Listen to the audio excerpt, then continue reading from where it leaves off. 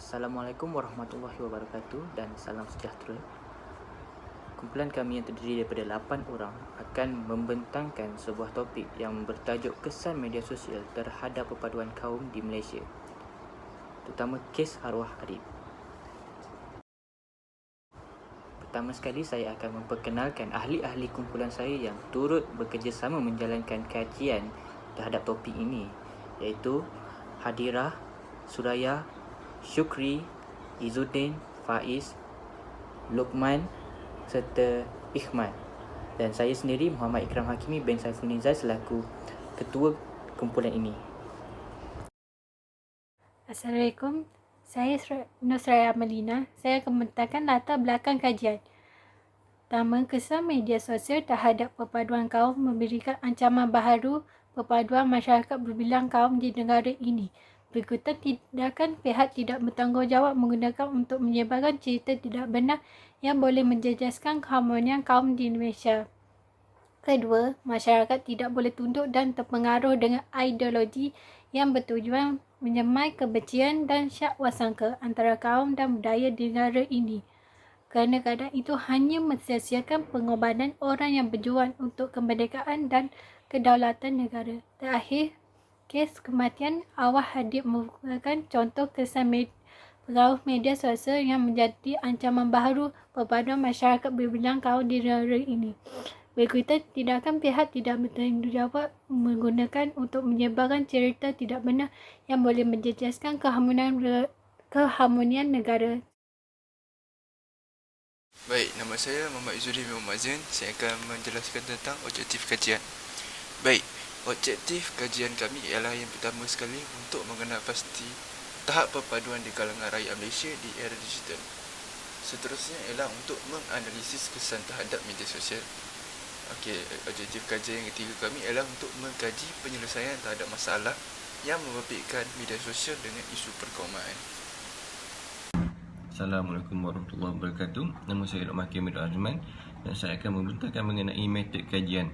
Okey, metod kajian yang telah kami gunakan ialah sebanyak dua, iaitu borang soal sidik dan sumber internet. Okey, mengenai borang soal sidik ni, kami telah menggunakan secara kaedah Google Form. Kaedah Google Form ni kami telah kirimkan satu link. Lepas tu kami akan sebarkan kepada responden secara rawak. Okey, segala hasil atau keputusan yang telah dijawab oleh responden tersebut kami akan paparkan kepada di dapatan kajian sebentar lagi, yang akan sebentar lagi.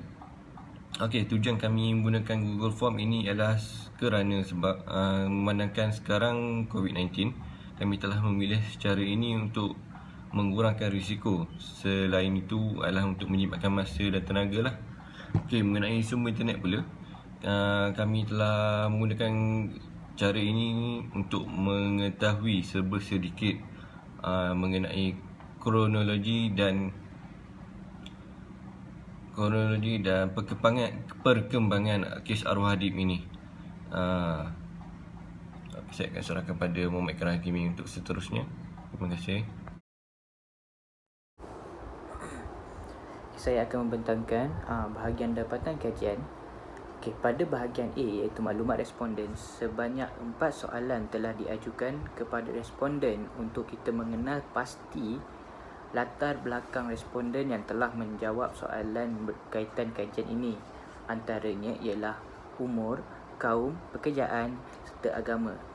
Okey, untuk soalan umur, majoriti yang menjawab soalan kajian ini ialah berumur 18 hingga 23 tahun sebanyak 77%. Manakala untuk soalan kaum pula, majoriti yang menjawab soalan berkaitan kajian ini ialah Melayu sebanyak 93%, manakala Cina dan India masing-masing 3%. Okey. Manakala untuk soalan pekerjaan pula, majoritinya ialah di kalangan pelajar seramai 70%. Soalan agama pula, majoritinya ialah Islam. Okey, pada bahagian B iaitu kesedaran rakyat Malaysia terhadap isu perkauman. Okey, pada bahagian ini terdapat 3 soalan telah diajukan.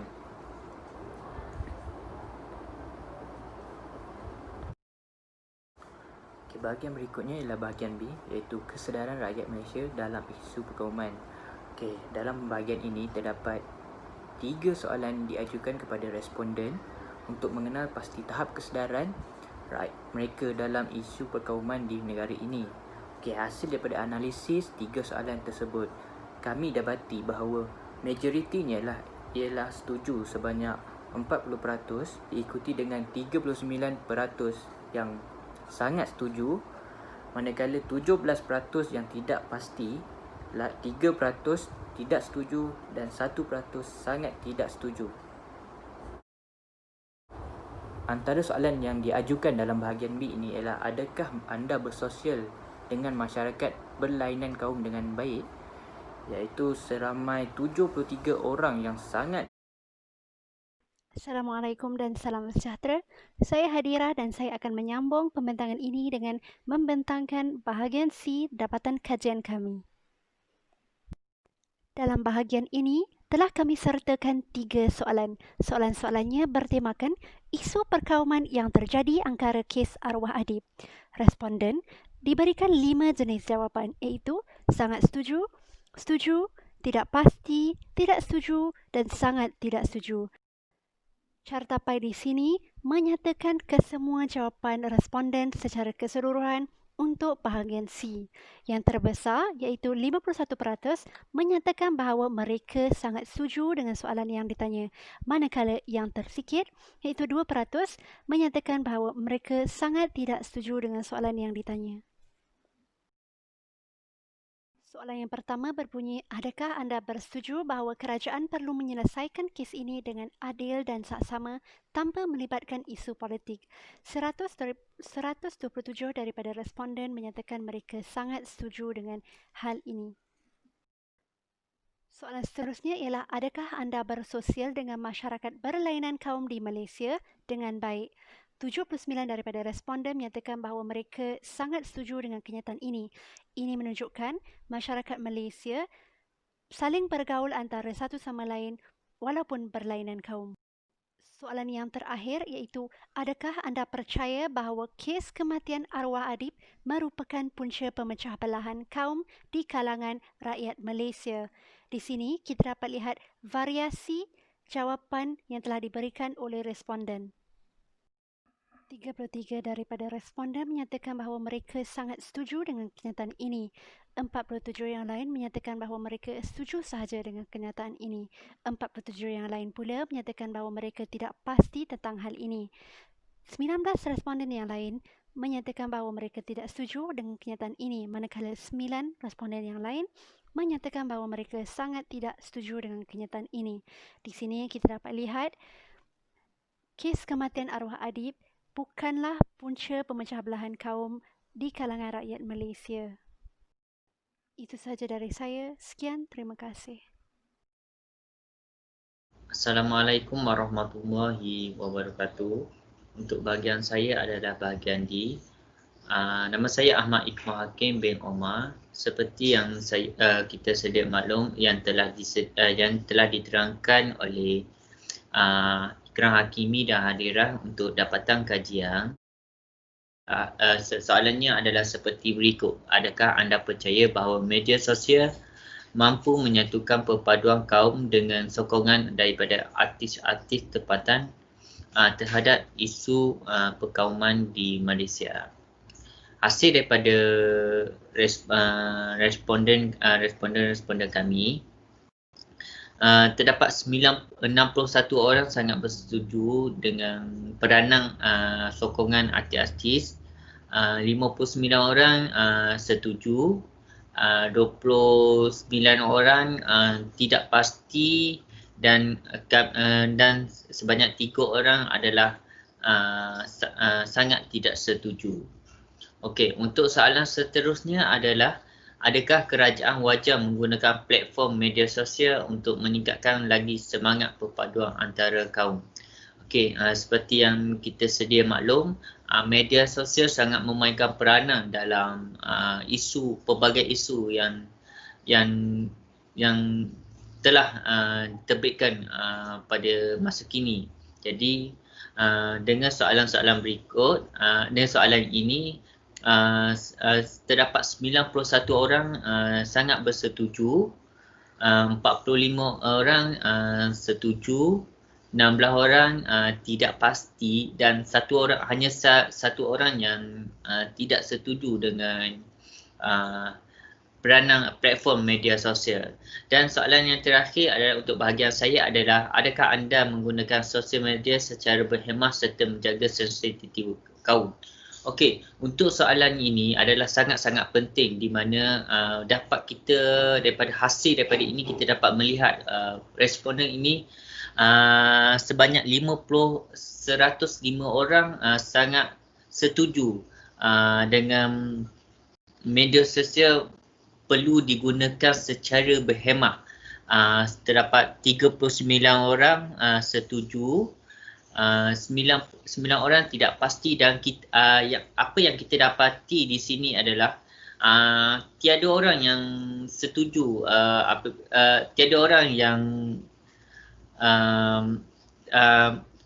tidak menggunakan sosial media secara berhemah dan menjaga sensitiviti kaum di sini. Maknanya apa yang saya dapat simpulkan di sini adalah untuk soalan ini adalah sebanyak hasil semua daripada responden ini, tiada orang pun yang menggunakan media sosial tanpa menjaga sensitiviti kaum. Okey, seterusnya adalah untuk total bahagian saya adalah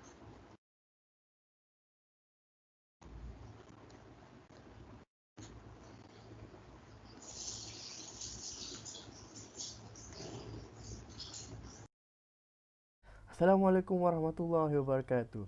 Saya Muhammad Syukri ingin meneruskan pembentangan ini pada bahagian kepentingan kajian. Okey, pertamanya kita dapat mengenal pasti tahap sempena perpaduan masyarakat dalam negara kita. Menerusi kajian ini, kita mendapat tahu bahawa ramai yang mempersetujui bahawa isu perkauman dalam negara kita pada tahap yang kritikal. Okey, seterusnya dapat mengetahui punca dan kesalahan penggunaan media sosial yang membawa kepada isu-isu perkauman. Seperti kajian juga, ramai yang mempersetujui bahawa penyalahgunaan media sosial juga akan menyebabkan isu perkauman ini berlaku. Okey, seterusnya kajian ini untuk membawa kesedaran kepada masyarakat bahawa isu perkauman ini boleh dihapuskan dengan usaha bersama rakyat-rakyat Malaysia ramai-ramai menerusi media sosial itu sendiri. Media sosial ini ada yang baik, ada yang buruk. Tapi kita kena memberitahu ramai untuk menggunakan bahagian yang baiknya untuk menyelesaikan masalah isu perkauman itu sendiri. Okey, yang terakhir, kepentingan kajian, kita dapat mengenal pasti cara-cara dan ikhtiar untuk menghapuskan isu perkauman ini. Menerusi soalan yang terakhir, iaitu kami meminta pendapat daripada para rakyat Malaysia yang mengisi survey ini untuk memberi carangan macam mana kita nak menangani isu perkauman itu sendiri. Daripada sini kita mendapat banyak feedback yang baik dan idea-idea bernas untuk menangani isu perkauman dalam negara kita. Okey, sekian daripada saya. Akan mengepas kepada presentator seterusnya. Sekian, terima kasih. Assalamualaikum warahmatullahi wabarakatuh.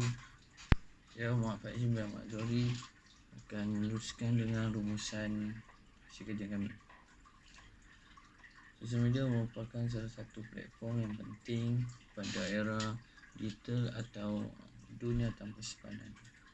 Di sini kita dapat lihat majoriti daripada ahli program di Malaysia mempunyai alat telekomunikasi yang dapat digunakan untuk melayani pelbagai sesawang yang ingin memperolehi sebarang maklumat. Setiap teknologi yang dicipta mempunyai kebaikan dan keburukannya, di mana kebaikannya memudahkan seseorang itu mendapatkan maklumat tanpa mengira waktu dan di mana saja berada. Melalui hasil kajian kami, sosial media merupakan salah satu faktor kepada pembentukan dan keretakan perpaduan kaum di Malaysia. Melalui jawapan daripada responden, kami dapat simpulkan bahawa perpaduan di Malaysia masih di paras yang membimbangkan. Hal ini kerana masih ada kes-kes yang melibatkan perpaduan kaum di Malaysia tidak dapat diselesaikan dengan cara yang baik dan adil. Masih ada berlakunya pertelingkahan antara kaum yang boleh menggugat perpaduan di Malaysia. Masih kurangnya pengetahuan tentang keburukan yang boleh mengakibatkan perpecahan antara kaum. Hal ini kita dapat lihat sebahagian pihak yang tidak bertanggungjawab menyebarkan maklumat yang palsu serta memprovokasikan sesuatu perkara bagi memecah belahkan perpaduan kaum di Malaysia.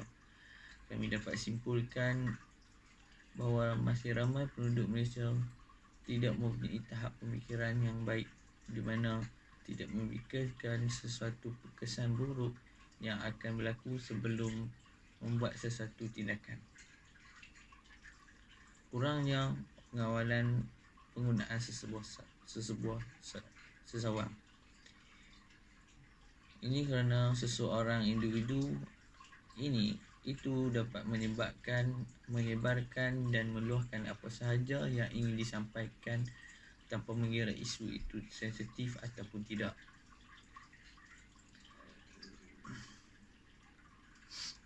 Disebabkan tiada sebarang tindakan atau pengawalan yang ketat, membolehkan sesiapa saja menyebarkan perkara-perkara yang tidak sepatutnya tanpa halangan, dan ini menyebabkan kesan buruk terhadap perpaduan kaum di Malaysia. Akhir sekali,